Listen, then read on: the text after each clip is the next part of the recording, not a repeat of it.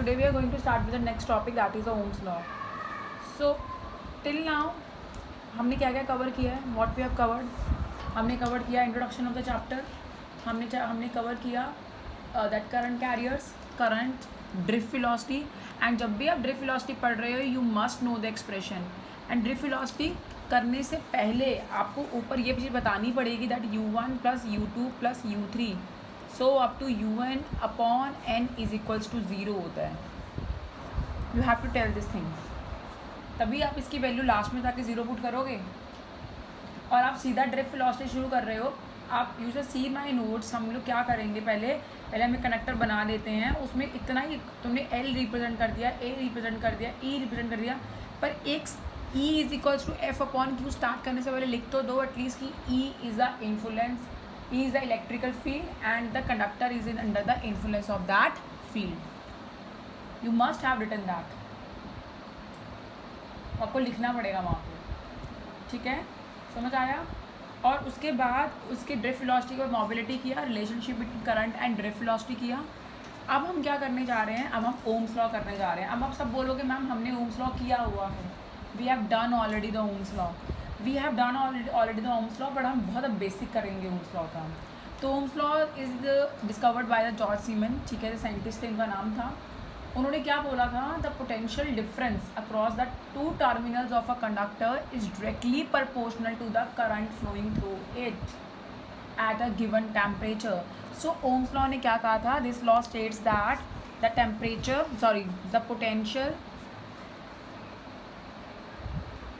The potential difference between two terminal of a conductor is directly proportional. आप सबने पढ़ा हुआ है ना 10th में Ohm's law. The potential difference between two terminal of a conductor is directly proportional to the current flowing through it. Current flowing through it at constant temperature. इसका मतलब क्या है, जो पोटेंशियल डिफरेंस है V is directly proportional to I. अब देखो आपके पास अगर एक सर्किट है और ये सर्किट में ये लगा है एक बैटरी, इस बैटरी का पोटेंशियल डिफरेंस V है. What do you mean by potential difference, मतलब एक टर्मिनल, ये जो दोनों टर्मिनल है एक नेगेटिव और एक पॉजिटिव, इनके दोनों के पोटेंशियल में क्या है, एक का पोटेंशियल हाई होगा, एक का पोटेंशियल लो होगा. So there is a potential difference. जैसे हमारे घर में होता है, कितना पोटेंशियल डिफरेंस है हमारे घरों में, 220 volt. Live wire is giving 220 और neutral wire is giving 0. So 220 volt और 0 volt. So this is the difference between the potential difference between the two wires, ठीक है. तो यहाँ पे मेरे पास 220 वोल्ट है और ये मेरे पास 0 वोल्ट है. समझ आया आप लोगों को, पता लग गया, ठीक है. So this is my battery, the potential difference of the battery is V, ठीक है. अब जब इन दो टर्मिनल्स के बीच में पोटेंशियल डिफरेंस होगा, let suppose negative high potential पे है, पॉजिटिव लो पोटेंशियल पे है, तो पोटेंशियल डिफरेंस होगा तो क्या होगा, इलेक्ट्रॉन्स फ्लो करेंगे नेगेटिव से पॉजिटिव, इलेक्ट्रॉन स्टार्ट फ्लोइंग. जब पोटेंशियल डिफरेंस होने के कारण ही चार्जेस फ्लो करेंगे. जब चार्जेस फ्लो करेंगे तो क्या होगा, जब चार्जेस फ्लो करेंगे तो क्या होगा, हमारे पास करंट, क्या होगा मेरे पास, जो चार्जेस फ्लो करेंगे तो करंट पैदा हो जाएगा. जब चार्जेस फ्लो करेंगे तो क्या होगा, मेरे पास करंट पैदा हो जाएगा, द करंट जनरेटेड. मतलब करंट क्यों कब पैदा हो रहा है, जितना ज़्यादा पोटेंशियल डिफरेंस होगा उतनी ज़्यादा चार्जेस फ्लो करेंगे, जितने ज़्यादा चार्जेस फ्लो करेंगे उतना ज़्यादा करंट पैदा होगा. मतलब potential difference is independent term. ये मेरे पास क्या है, इंडिपेंडेंट टर्म है, और ये मेरे पास क्या है, डिपेंडेंट टर्म है, क्योंकि पोटेंशियल डिफरेंस के ऊपर करंट डिपेंड कर रहा है. अगर आप लोग सेल्स लगाते हो, बैटरीज लगाते हो सर्किट के अंदर, तो सर्किट्स में करंट पैदा हो जाता है. क्यों, ऐसा क्या है, क्योंकि बैटरी और cells are the source of potential difference. They are the source of potential difference. Potential difference जब जनरेट होगा तभी चार्जेस फ्लो होंगे. पोटेंशियल डिफरेंस का मतलब एक तरफ हाई पोटेंशियल, एक तरफ लो पोटेंशियल, तभी चार्जेस क्या होंगे, मूव करेंगे सर्किट के अंदर और तभी क्या होगा, करंट पैदा होगा। ठीक है, so this is the statements of Ohm's law that there V is directly proportional to I। जितना ज़्यादा पोटेंशियल डिफरेंस उतना ज़्यादा करंट। ऐसा नहीं बोल देना जितना ज़्यादा करंट उतना ज़्यादा पोटेंशियल डिफरेंस, करंट पैदा ही नहीं होगा अगर पोटेंशियल डिफरेंस नहीं होगा। तो पोटेंशियल डिफरेंस ज़्यादा होना चाहिए, करंट क्या होना चाहिए, अगर पोटेंशियल डिफरेंस ज़्यादा होगा तो करंट ऑटोमेटिकली क्या होगा, ज़्यादा होगा, उनको ज़्यादा चार्जेस फ्लो करेंगे। अब आपने डायरेक्टली प्रोपोर्शनल का साइन हटाया और आपने डाला है constant that is called R। ठीक है, ओम्स लॉ में करते हैं हम लोग डायरेक्टली प्रोपोर्शनल का साइन हटा के हम एक कांस्टेंट डालते हैं R। So what is R here, R is a resistance of conductor. R क्या है मेरे पास, R is my resistance of conductor. ये मेरे पास रेजिस्टेंस है किसकी, कंडक्टर की। सो R is a resistance of conductor. R करती क्या है क्या, इस बारे में बाद में बात करेंगे। ठीक है, पर R एक कांस्टेंट है जिसको हम क्या बोलते हैं, रेजिस्टेंस ऑफ कंडक्टर। इसके बारे में डिटेल में बात हम क्या करेंगे, विल टॉक इट लेटर। अब हम क्या करते हैं, सबसे पहले हम ओम्स लॉ के ग्राफ के बारे में बात करते हैं as I given in notes. ठीक है, अगर आप नोट्स देखो मेरे, if you have your my notes, ठीक है, तो आप नोट्स में क्या कर सकते हो, आप ये this is the Ohm's law, statement of Ohm's law, expression of Ohm's law. ठीक है, right expression is this that V is directly proportional to I। कई बुक्स में ऐसे भी लिखा होता है Y is directly proportional to V, तो this is wrong, this is wrong. आपके पास क्या होना चाहिए, V is directly proportional to I। Directly proportional sign हटाया, हमारे पास R आया, तो ये क्या होगा, is known as a constant of proportionality. और बोलते क्या है इसको, क्या बोलते हैं, रेजिस्टेंस ऑफ अ कंडक्टर। होती क्या है इसके बारे में बाद में बात करते हैं, पहले इसके ग्राफ की बात करते हैं। Firstly we talk about the graphs. ठीक है, अब मैं ना आपको दोनों टाइप के ग्राफ समझा देती हूँ। ठीक है, आपको छोटी क्लासेस में जो ग्राफ बनाते थे और अब जो हम ग्राफ बनाएंगे ओम्स लॉ का, मैं दोनों समझा देती हूँ। ठीक है, अब देखो मेरे पास ग्राफ क्या होता है। ठीक है, हम लोग बना रहे हैं V वर्सेस I के बीच में ग्राफ, मतलब पोटेंशियल डिफरेंस और करंट के बीच में ग्राफ। ठीक है, समझ आया, ओके। सो अब हम क्या करेंगे, देखो ग्राफ क्या होता है। वैसे ये हमारे पास, हमें पता है Y एक्सिस है और ये हमारे पास X एक्सिस है। Y एक्सिस पे हमेशा कौन सी टर्म आती है, डिपेंडेंट टर्म। कौन सी टर्म आती है, डिपेंडेंट, जो डिपेंड कर रही होती है। और X एक्सिस पे कौन सी टर्म्स आती है, independent. If you remember in 10th class हम पोजीशन टाइम ग्राफ बनाते थे, हम वेलोसिटी टाइम ग्राफ बनाते थे, वहाँ मैंने आपको समझाया हुआ था कि X एक्सिस पे हमेशा इंडिपेंडेंट क्वांटिटी आती हैं। सेकेंड चैप्टर में, थर्ड चैप्टर में बताया था। तो टाइम कहाँ पे लेते थे हम, हमेशा X एक्सिस पे, क्योंकि टाइम कभी किसी पे डिपेंड नहीं करता। आप मूवमेंट करो ना करो, टाइम क्या होगा, बढ़ता रहेगा। ठीक है, सो यहाँ पे हमने क्या किया, ये डिपेंडेंट टर्म है, ये मेरी इंडिपेंडेंट टर्म है। ठीक है, अब देखो हमारे पास डिपेंडेंट टर्म कौन सी है, V और I में डिपेंडेंट टर्म कौन सी है, I। डिपेंडेंट टर्म कौन सी है, I। और इंडिपेंडेंट टर्म कौन सी है, V। हमारे अकॉर्डिंग ग्राफ I और V के बीच में ऐसा होना चाहिए। पर छोटी क्लासेस में क्या सिखाया जाता था आपको, छोटी क्लासेस में आपको Y एक्सिस पे V और X एक्सिस पे I बना दिया जाता था। ठीक है, अब मैंने आपको बताया ना कि आपको बुक्स में ऐसे भी लिखा होता है I is directly proportional to V और V is directly proportional to I। इन दोनों, मतलब दोनों केसेस में क्या है, वैसे मुझे पता है कि potential difference is directly proportional to current. Potential difference ज़्यादा होगा तभी करंट ज़्यादा होगा, मतलब they both are directly proportional. दो चीज़ें जब डायरेक्टली प्रोपोर्शनल होती हैं तो उनके बीच का ग्राफ क्या होता है, स्ट्रेट लाइन ग्राफ। उनके बीच का ग्राफ क्या होता है, स्ट्रेट लाइन ग्राफ। ठीक है, अब ये क्या होती है, ग्राफ के बीच में जो लाइन होती है, this is the slope of the graph. Very good, this is called the slope of the graph. तो ये दोनों ग्राफ में डिफरेंस क्या है, यहाँ पे मैंने Y एक्सिस पे I लिया है, यहाँ मैंने X एक्सिस पे B लिया है। यहाँ मैंने Y एक्सिस पे B लिया है, यहाँ पे मैंने X एक्सिस पे I लिया है। व्हाट आई हैव डन, मैं क्या करने जा रही हूँ, मैं आप लोगों को दोनों ग्राफ्स के लिए प्रिपेयर कर रही हूँ। आपको चाहे ये ग्राफ आ जाए चाहे ये ग्राफ आ जाए, you are ready for both of the graph. अब देखो इस ग्राफ की स्लोप क्या होगी, स्लोप क्या होती है हमेशा ग्राफ की, Y axis upon X axis, तो वाई एक्सिस पे क्या है यहाँ पे v और एक्स एक्सिस पे क्या है यहाँ पे i। तो v अपॉन आई क्या होता है, देखो आपके पास ओम्स लॉ क्या है, v is equals to I R. तो मेरे पास ये क्या होगा, ये मेरे पास r यहीं रखो, v के नीचे i ले जाओ, तो मेरे पास v अपॉन आई क्या होगा r। तो slope of the graph becomes, यहाँ पे slope of the graph becomes r। यहाँ पे स्लोप ऑफ द ग्राफ क्या बनेगी, slope of the graph, slope of the graph बनेगी यहाँ पे that is v upon I, that is v upon I. ठीक है, i upon v, very good. ठीक है, आपके पास स्लोप ऑफ द ग्राफ होगी i अपॉन v, क्योंकि स्लोप क्या होती है Y axis upon X axis. यहाँ वाई एक्सिस पे क्या है i और एक्स एक्सिस पे क्या है v। So i upon v, v upon I r होता है, तो i अपॉन v क्या होगा 1/r। तो मेरे पास जो स्लोप आ जाएगी that is 1/r। I hope it is clear. ठीक है, सो अब मेरे पास, मैं थोड़ा सा गंदा कर दिया है इसको, मैं यहाँ पे लेके जा रही हूँ। ठीक है, अब देखो मेरे पास क्या है, यहाँ पे मेरे पास दो ग्राफ्स हैं।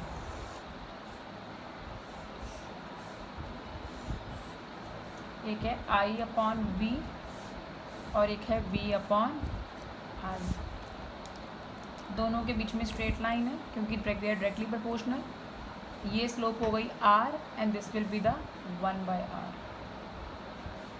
ठीक है, अब इसी ग्राफ में क्या होता, मैं एक एक लाइन और डाल देती, मतलब यहाँ पे क्या होती, दो रेजिस्टेंस शो होती, दो कंडक्टर हैं, एक कंडक्टर A और एक कंडक्टर B। यहाँ भी एक कंडक्टर A, यहाँ एक कंडक्टर B। आपको पेपर में ऐसा आ जाता, ठीक है, या ये ग्राफ आ जाता है, ये ग्राफ आ जाता, दोनों इंटरप्रेट करने आने चाहिए। आपको पूछा होता कि दोनों में से, इन दोनों ग्राफ्स में, दोनों में से किस कंडक्टर की रेजिस्टेंस आई है, A की रेजिस्टेंस आई है, B की है, या यहाँ A की है या B की है। पहले इस ग्राफ की बात करते हैं। Higher is the slope, higher is the slope, higher will be the resistance, क्योंकि यहाँ स्लोप क्या रिप्रेजेंट कर रही है, रेजिस्टेंस। जितनी ज़्यादा स्लोप होगी उतनी ज़्यादा क्या होगी, रेजिस्टेंस। तो यहाँ पे A और B में से स्लोप किसकी बड़ी लग रही है, वेरी गुड, B की स्लोप बड़ी लग रही है। ठीक है, B की स्लोप बड़ी लग रही है, यहाँ पे B की स्लोप बड़ी है तो B का रेजिस्टेंस भी ज़्यादा होगा। The slope of B is more than the resistance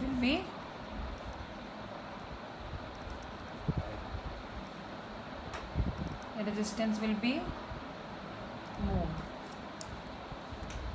ठीक है, समझ आया, पक्का।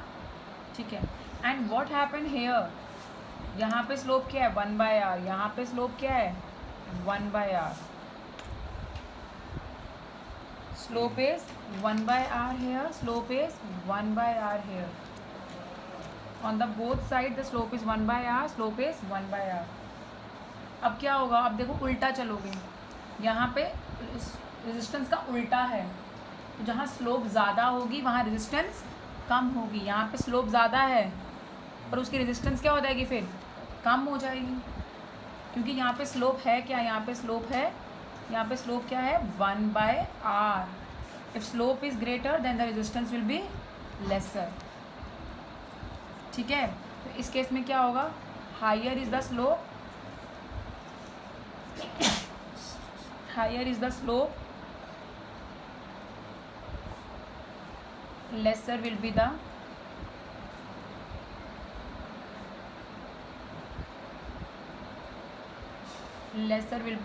resistance. Higher is the slope, lesser will be the resistance. ठीक है, तो ये मेरे पास स्लोप है that is equals to 1/r। Slope ज़्यादा हो गई, रेजिस्टेंस ऑटोमेटिकली कम हो गई। ठीक है, तो अब यहाँ पे स्लोप किसकी ज़्यादा है, B की, B स्लोप इज मोर। ठीक है, and resistance will be less, B का स्लोप ज़्यादा है तो उसका रेजिस्टेंस क्या होगा, कम होगा। ठीक है, समझ आ गया। इस तरह से ग्राफ्स को इंटरप्रिटेट करते हैं। अब हम लोग ना ओम्स लॉ को ड्राइव करेंगे, deduction of Ohm's law. Now we are starting with the deduction of Ohm's law. So now we are starting with the deduction of Ohm's law. ठीक है, डिडक्शन ऑफ ओम्स लॉ। हम लोगों ने सबने अभी पीछे एक टॉपिक किया था, relationship between current and drift velocity किया था। उसमें क्या आया था मेरे पास, करंट और drift velocity, I is equals to A N E V D, I is equals to A N E V D आया था। वी डी की वैल्यू क्या होती है, ड्रिफ्ट वेलोसिटी की वैल्यू क्या होती है, ई टाउ एम। मैं पुट कर दूँ, यहाँ पे पुट कर दूँ। सो मैंने पुट कर दिया, बहुत सिंपल है, ए एन ई और ये वी डी की वैल्यू आएगी ई टाउ एम। सो मेरे पास करंट क्या बनेगा, मेरे पास करंट बनेगा ए एन ई का square E tau M, this will be the value of my current. अब मैंने तुम्हें चीज़ बताई थी कि जो इलेक्ट्रिक फील्ड है, मैंने कुछ नहीं किया है, देखो आई हैव डन नथिंग अभी तक। मैंने सिर्फ जो मैंने एक्सप्रेशन कल प्रूव किया था, लास्ट वीडियो का लास्ट पार्ट था relationship between current and drift velocity, मैंने रिलेशन प्रूव किया था और मैंने बोला भी था this relation is very important because हम लोग बहुत सारी चीज़ें से आगे जाके डिस्कवर करेंगे। ठीक है, मैंने वहाँ पे क्या किया है, व्हाट आई हैव डन, मैंने वी डी की वैल्यू जो मैंने निकाली थी वो मैंने पुट कर दी है। ठीक है, अब ये ई इंटू ई का स्क्वायर हो जाएगा। अब ई की वैल्यू क्या होगी, ई की वैल्यू कल बताई थी मैंने, क्या होती है, वी अपॉन एल। ये डाल देते हैं यहाँ पे, ई की वैल्यू हो जाएगी वी अपॉन एल, दैट के साथ में आया टाउ और नीचे आ गया एम। अब आई प्ले है स्मार्टनेस, क्या स्मार्टनेस खेलूँगी मैं, मुझे पता है ओम्स लॉ क्या होता है, V is equals to I R. V अकेला होता है, आई के साथ कोई वैल्यू होती है, और मतलब उल्टा हो रहा है, आई अकेला और वी के साथ वैल्यू है। मैं क्या करूँगी, सारी वैल्यूज उठा के वी के पास की आई के पास ले जाऊँगी। कैसे लेके जाऊँगी, जो चीज़ मल्टीप्लाई हो रही है उसको डिवाइड, जो डिवाइड हो रही है उसको मल्टीप्लाई। ये डिवाइड हो रहा है, ऊपर ले जाओ एम एल, ये मल्टीप्लाई हो रहा है, क्या मल्टीप्लाई हो रहा है, ए एन ई स्क्वायर और टाउ मल्टीप्लाई हो रहा है। साथ में क्या है यहाँ पे, साथ में क्या है यहाँ पे आई, और यहाँ क्या है वी, यहाँ वी अकेला हो गया, आई के साथ भर गई चीज़ें। ओके, अब मैं यहाँ क्या करती हूँ, इसको मैं ढंग से लिख लेती हूँ, V is equals to M L upon A N E square tau और इंटू आई। ठीक है, तो मेरा v क्या हो गया, v क्या हो गया, एम एल, ये एम एल लिखा मैंने, A N E square tau into I, ये मेरी वैल्यू आई। मैं जैसे कम, ओम्स लॉ क्या होता है, what is Ohm's law, v is equals to R I, ये होता है ओम्स लॉ। अब देखो v की जगह v है, i की जगह i है, तो r की वैल्यू क्या होगी, what is the value of r, r की वैल्यू होगी ये, r एक कांस्टेंट है, तो क्या ये वैल्यू कांस्टेंट है, मास कांस्टेंट होता है, लेंथ कंडक्टर की चेंजेस होती कांस्टेंट है, एरिया भी कांस्टेंट है। व्हाट इज n, मैंने कल बताया था relation between current and drift velocity में, n is a electron density, small n, number of electron per unit volume, E is charge on electron and tau is average relaxation time, tau is average relaxation time। सो मेरे पास यहाँ पे एक R की resistance की एक नई value आई, क्या आई वो रेजिस्टेंस की नई value, M L upon A N E square tau. So this is the value of resistance. ठीक है, इसको बोलते हैं फर्स्ट प्रिंसिपल ऑफ रेजिस्टेंस, मतलब रेजिस्टेंस को हमने बहुत बेसिक पार्ट्स में, मास में, लेंथ में, एरिया में कन्वर्ट किया है। So this is the value of resistance, this is a new formula of resistance for you. ठीक है, अभी तक आप क्या पढ़ते आ रहे थे, that R is equals to V upon I only. Now R upon V is equals to I, इसी से मैंने क्या बनाया है, नया फॉर्मूला बना दिया, I have formed a new formula for you all. ठीक है, अब हम बात करते हैं रेजिस्टेंस होती क्या है, what is a resistance. If you have my notes तो यू कैन सी दैट मैंने यहाँ पे यहाँ पे हम लोगों ने सबसे पहले ड्राइव करने के बाद, फॉर्मूला ड्राइव करने के बाद हमने यहाँ पे रेजिस्टेंस की डेफिनेशन लिखी है. So what is a resistance? Resistance of a conductor is the property by virtue of it which oppose the flow of charge flowing through it. एक कंडक्टर के अंदर जब चार्ज फ्लो कर रहे होते हैं, उन चार्जेस को रोकना. जैसे आपके पास यू हैव दिस कंडक्टर, आपके पास एक कंडक्टर है, आपके पास ये एक कंडक्टर है, यू हैव दिस कंडक्टर. ठीक है, इन कंडक्टर्स के अंदर ये इलेक्ट्रॉन्स मूव कर रहे हैं. These electrons are moving. कहाँ मूव करके जाएंगे? नेगेटिव से पॉजिटिव टर्मिनल की तरफ जाएंगे मूव करके. They are moving from negative to positive terminal. अब जब ये इलेक्ट्रॉन नेगेटिव से पॉजिटिव टर्मिनल फ्लो करके जाएंगे तो क्या होगा? रास्ते में इनको अगर कोई रोक लेगा, रास्ते में अगर इनको मूव करते करते कोई रोक ले, ठीक है, तो ये क्या होंगे? अपने नेगेटिव से पॉजिटिव टर्मिनल तक नहीं पहुंच पाएंगे. नेगेटिव से पॉजिटिव टर्मिनल तक नहीं पहुंच पाएंगे तो करंट पैदा नहीं होगा. नेगेटिव से पॉजिटिव टर्मिनल तक नहीं पहुंच पाएंगे तो करंट पैदा नहीं होने वाला है. ठीक है, so no current will be produce. क्योंकि करंट कब पैदा होता है? जब चार्जेस फ्लो करते हैं. तो अगर चार्जेस के मोशन को कोई हिंडर कर दे, हिंडर मतलब रोक दे, ऑब्स्टेकल क्रिएट कर दे, सो वो क्या करते हैं? चार्जेस करंट पैदा नहीं कर पाते. तो what is a resistance? It is a property to create a obstacle in the path of the moving charges. Moving charges को रोक देना. बट मूविंग चार्जेस को कौन रोक देगा यार?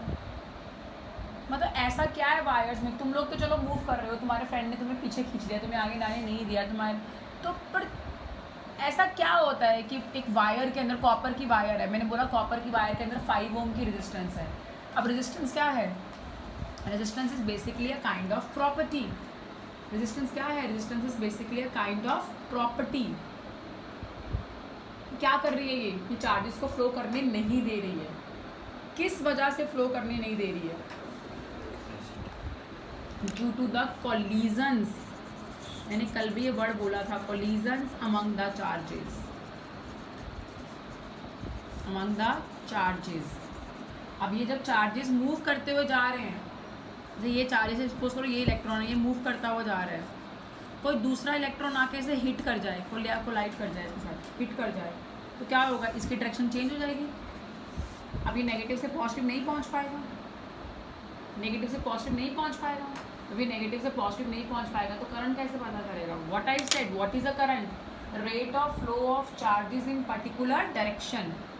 When the charges are moving in a particular direction. जब charges कहाँ मूव कर रहे हैं? पर्टिकुलर डायरेक्शंस में मूव कर रहे हैं. पर अगर उनकी कोलिजन्स हो जाएं तो वो क्या होंगे? उनकी डायरेक्शन चेंज हो जाएगी और वो नेगेटिव से पॉजिटिव नहीं पहुंच पाएंगे, तो करंट पैदा नहीं होने वाला है. ठीक है, तो द कॉज ऑफ रेजिस्टेंस किस वजह से होती है? कोलिजन्स की वजह से होती है. जो चार्ज, इतने सारे चार्ज पार्टिकल मूव करके जा रहे होते हैं, जब चार्ज पार्टिकल मूव करके जा रहे होते हैं तो उनके बीच में क्या हो जाती है? कोलिजन्स हो जाती है. क्या हो जाती है? उनके बीच में कोलिजन्स हो जाती है.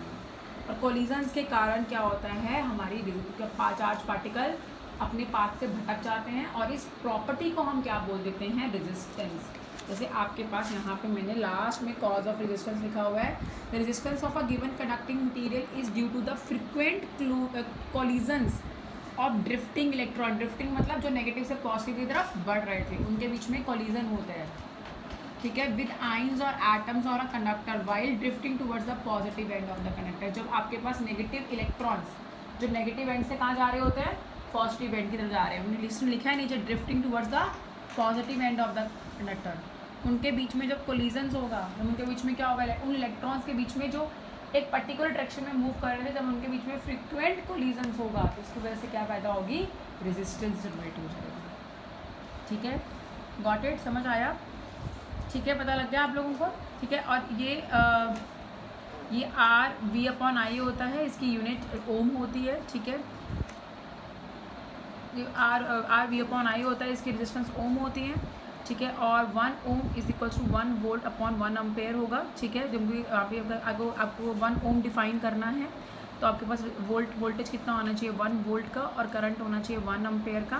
तो यहाँ से आप 1 ओम क्या कर सकते हैं, डिफाइन कर सकते हैं। अपनी छोटी क्लासेस में भी किया हुआ है, the resistance of a connector is said to be a 1 ohm of a current of when कब होगा, जब 1 एम्पेयर ऑफ करंट फ्लो करेगा कंडक्टर में से, तब पोटेंशियल डिफरेंस कितना होगा 1 वोल्ट का। डायमेंशन फॉर्मूला खुद निकाल लीजिएगा, ठीक है। अब हम बात करते हैं factor affecting the resistance. Factor affecting the resistance, ठीक है, ओके। तो फैक्टर अफेक्टिंग द रेजिस्टेंस आपने छोटी क्लासेस में पढ़ा हुआ है, ठीक है। फैक्टर अफेक्टिंग द रेजिस्टेंस आपने छोटी क्लास में पढ़ा हुआ है। अगर आप रिकॉल करो क्या होता है,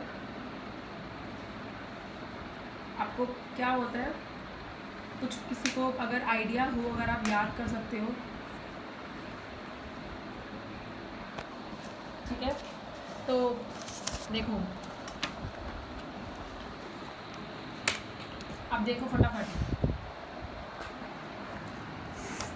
फैक्टर अफेक्टिंग द रेजिस्टेंस, ये फैक्टर अफेक्ट, ये रेजिस्टेंस की वैल्यू है, भूल जाओ इसको भी, right now just leave it. मैंने आपको भी सिर्फ क्या बताया, this is the value of resistance, ठीक है।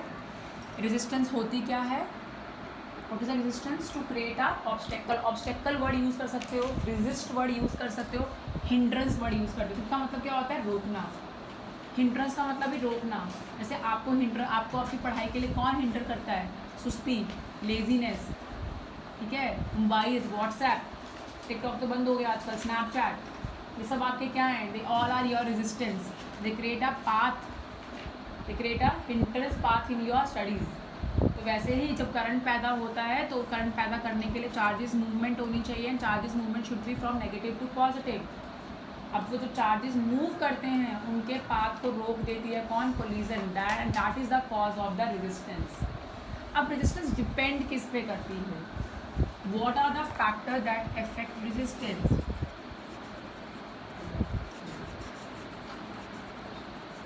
Factor affecting resistance, factor affecting resistance, that is R। छोटी क्लास में पढ़ा था तुमने, R is directly proportional to L, पढ़ा था आपने 10th में। इसका मतलब क्या हुआ, लेंथ जितनी ज़्यादा बड़ी होगी वायर की, जितनी बड़ी लेंथ होगी वायर की, उतनी ही ज़्यादा रेजिस्टेंस होगी। अब मैं आप लोगों को छोटी सिंपल से समझाती हूँ। आपको यहाँ से अपने घर से बाहर वाले लेन तक जाना है, there will be less chances of collision, there will be less chances of accident. पर अगर आपको घर से कहीं बहुत दूर जाना होता है तो ये मदद से ध्यान से जाना, गाड़ी धीरे चलाना। क्यों, क्योंकि जितना ज़्यादा बड़ी जर्नी होगी उतने ज़्यादा चांसेस होते हैं कोलिजन्स के, ठीक है। तो यहाँ पे भी अगर एक इलेक्ट्रॉन ज़्यादा डिस्टेंस ट्रैवल करेगा, ऑब्वियस है अगर कंडक्टर की लेंथ बड़ी है, कनेक्टर लंबा है, तो इलेक्ट्रॉन को भी उसका नेगेटिव टर्मिनल और पॉजिटिव टर्मिनल भी क्या होंगे, दूर होंगे। तो इलेक्ट्रॉन को भी ज़्यादा डिस्टेंस ट्रैवल करके जाना पड़ेगा। जब इलेक्ट्रॉन को ज़्यादा डिस्टेंस ट्रैवल करके जाना पड़ेगा तो नेचुरली क्या होगा, नेचुरली व्हाट हैपन, तो उसके कोलिजन के चांसेस बढ़ जाएंगे। जितना ज़्यादा डिस्टेंस वो कवर करके जाएगा उतनी ज़्यादा प्रोबेबिलिटी होगी कि रास्ते में कोलिजन हो सकता है। कोलिजन हो गया तो रेजिस्टेंस क्या हो जाएगी, बढ़ जाएगी। तो resistance is directly proportional to length. Second, resistance is inversely proportional to area. Resistance is inversely proportional to area, ठीक है।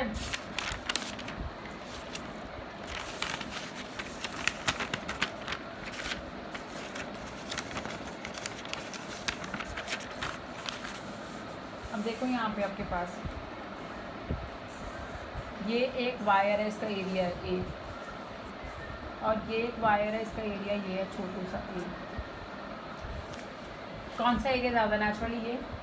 तो यहाँ पे एरिया ज़्यादा है तो यहाँ पे कोलिजन के चांसेस कम होंगे। मोटी वायर है, आप एसी में देखते हो, आप एसी में पतली पतली वायर से मोटी वायर लगाते हो। क्यों, क्योंकि अगर वायर का एरिया ज़्यादा होगा तो रेजिस्टेंस कम होगा, रेजिस्टेंस कम होगा तो ज़्यादा चार्जेस फ्लो करेंगे, ज़्यादा चार्जेस फ्लो करेंगे तो ज़्यादा करंट पैदा होगा। क्योंकि एरिया ज़्यादा होने से बेटर है, क्या होगा, एरिया ज़्यादा होने से क्या होगा, कोलिजन के चांसेस कम हो जाएंगे। अब एक छोटी सी लेन में आप जा रहे हो, छोटी सी पतली सी गली में जा रहे हो तो वहाँ पे टक्कर ज़्यादा हो सकती है। चौड़ी चौड़ी लेन्स में जाते हो, मतलब वाइडर लेन्स में जाते हो, तो वहाँ पे क्या होता है, वहाँ पे आपके कोलिजन के चांसेस कम होते हैं, क्योंकि you just pass from easily from there.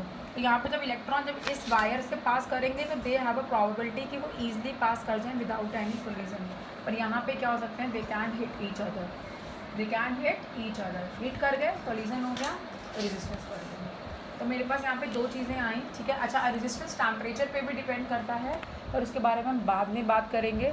और रेजिस्टेंस डिपेंड करता है नेचर ऑफ कंडक्टर पे, आप कैसा कंडक्टर लेते हो, ठीक है। सो resistance depend upon the temperature also and nature of material also, ठीक है।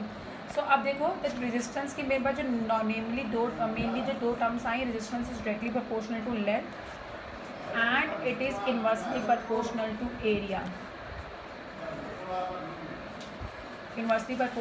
area, अब आप क्या करो, आप इन्हें कंबाइन कर दो, यू जस्ट कंबाइन दैट, आप इन्हें कंबाइन कर दो, ठीक है। कंबाइन 1 and 2,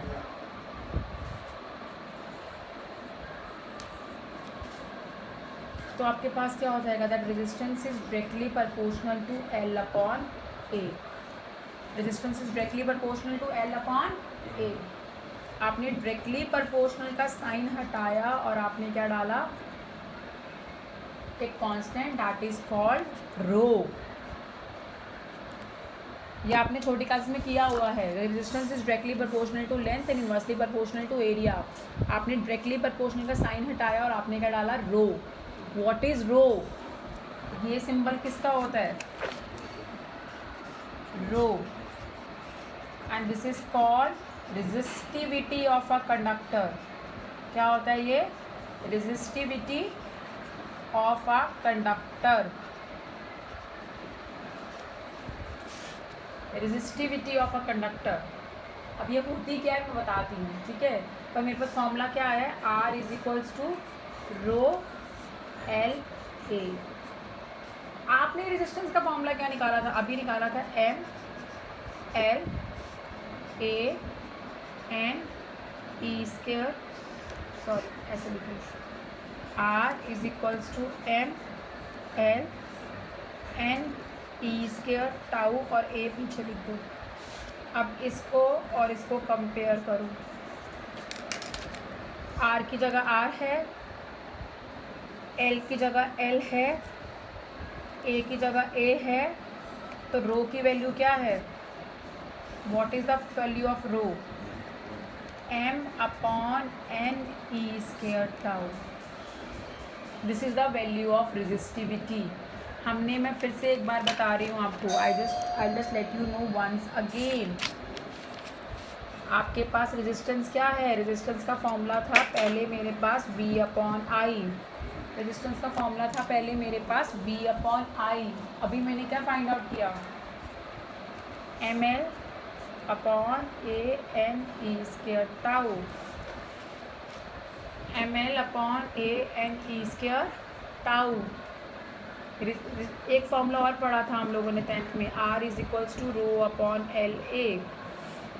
तो इसी फॉर्मूला से मुझे पता लगा कि रो की वैल्यू क्या होगी, resistance is depending upon length depending upon area, तो बचा क्या, M N E square tau, that will be the resistivity, ठीक है। अब आप मुझे बताओगे, हमसे अभी सिर्फ हम डिस्कस करेंगे रेजिस्टिविटी होती क्या है और किन किन फैक्टर्स पे डिपेंड करते हैं, ये आप खुद मुझे बताओगे, ठीक है। What is resistivity now, what is the difference between a resistance and a resistivity. इस रेजिस्टिविटी को, इसको हम क्या बोलते हैं, रेजिस्टिविटी और स्पेसिफिक रेजिस्टेंस। ये सब आप 10th में पढ़ के आए हो।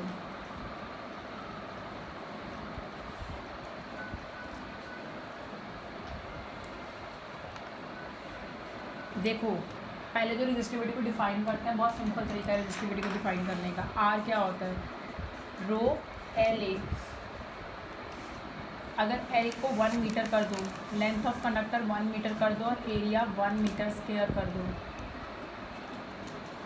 तो रेजिस्टेंस क्या हो जाएगी, rho into 1 upon 1 that becomes R is equals to rho.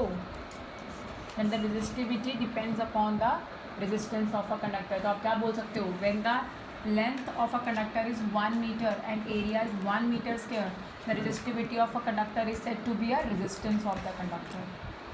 अब मैं तुम्हें सिंपल सी बात समझाती हूँ तो डेफिनेशन हो गई है. रेजिस्टेंस और रेजिस्टिविटी दोनों ही सेम चीज़ें हैं. दोनों क्या करती हैं, चार्ज पार्टिकल को रेजिस्ट करती हैं, मूव नहीं करने देती हैं. बट मैं तुम्हें छोटी सी चीज़ समझाती हूँ. रेजिस्टेंस एक प्रॉपर्टी है और रेजिस्टिविटी एक वैल्यू है. एक कॉपर वायर लेके आई मैं, I just bring a copper wire with me. मैं कॉपर वायर लेके आई,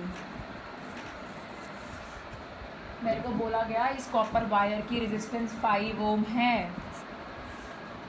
पर अगर इस कॉपर वायर की लेंथ मैं बढ़ा दूं तो रेजिस्टेंस बढ़ जाएगी, because resistance is directly proportional to length. तो फिर क्या होगी, हम जैसे आपको बोलते जाते हैं ना कि यार ये बच्चा ना ये बच्चा बहुत इंटेलिजेंट है. और कितनी इंटेलिजेंसी है इसके अंदर, how much intelligency he have, वो कैसे पता करते हैं हम उसके IQ लेवल से. तो इंटेलिजेंट एंड इंटेलिजेंसी, इंटेलिजेंट एक प्रॉपर्टी है कि हाँ ये इंटेलिजेंट है, वो इंटेलिजेंट है, ये इंटेलिजेंट है. पर व्हाट इज़, जब उस इंटेलिजेंट को काउंट करना है तो किसमें काउंट करते हैं, इंटेलिजेंसी में. कैसे, IQ से. वैसे ही एक सब्सटेंस की रेजिस्टेंस ज़्यादा है कम है, पर जब उसे मेज़र करना है तो किस में करते हैं हम, रेजिस्टिविटी में. रेजिस्टिविटी में क्या करेंगे, अगर मुझे कॉपर की रेजिस्टेंस निकालनी है तो मैं क्या निकालूंगी, मैं कॉपर की रेजिस्टिविटी निकालूंगी. कैसे निकालूंगी, उसके कॉपर की लेंथ को 1 करके, उसके एरिया को 1 मीटर स्क्वायर करके. मैं बोलूँगी भाई कॉपर की 5 ओम की रेजिस्टेंस है. आप तुम घर में अगर तुम घर में 1 मीटर की वायर लेके जा रहे हो कॉपर की, तो 5 ओम पर मीटर रेजिस्टेंस देगा वो, पर मीटर. अगर तुम 2 मीटर की ले जाओगे तो क्या करना, फिर 5 ओम को 10 से मल्टीप्लाई कर देना, 5 ओम को 2 से मल्टीप्लाई कर देना, डैट बिकम्स अ 10 ओम. तो ये उसकी रेजिस्टेंस बन जाएगी. ठीक है, ठीक है. तो आपको पता लग गया कि what is a resistance and resistivity. Resistance is basically a property है, रेजिस्टिविटी उसकी वैल्यू होती है कि एक बॉडी के अंदर कितनी रेजिस्टेंस है. When we have specify its length and area, जब हम उसके लेंथ और एरिया को स्पेसिफाई कर दें, इसलिए इसको स्पेसिफिक रेजिस्टेंस भी बोला जाता है, जब हम स्पेसिफाई कर देते हैं. अब आपको उसकी डिमेंशंस खुद निकालनी है. हमको पता है R is equals to rho upon LA होता है. You just find out that इसकी डिमेंशन खुद से. एंड अभी हमने जो फॉर्मूला निकाला था, rho is equals to M upon NE square tau. तो आपको बताना है कि यहाँ पे देखो मास और रिलैक्सेशन टाइम दे आर, यहाँ पे sorry mass and charge are constant, तो that resistivity is inversely proportional to N not tau. तो अगर आप इलेक्ट्रॉन डेंसिटी बढ़ा दोगे तो रेजिस्टिविटी कम हो जाएगी, रिलैक्सेशन टाइम बढ़ा दोगे तो रेजिस्टिविटी कम हो जाएगी. ठीक है, that means the factor which affect the resistivities are not length and area, they are the number of electrons and the average relaxation time. तो आप लोगों को ये टॉपिक पढ़ना है अच्छे से. ठीक है, if you have any doubt you can ask me on my personal number. ठीक है, आप पढ़ के आएँ. ठीक है, और वीडियो देखें और पढ़ के आएँ. If you have any doubt you can ask me. तो अब हम next video I send you tomorrow.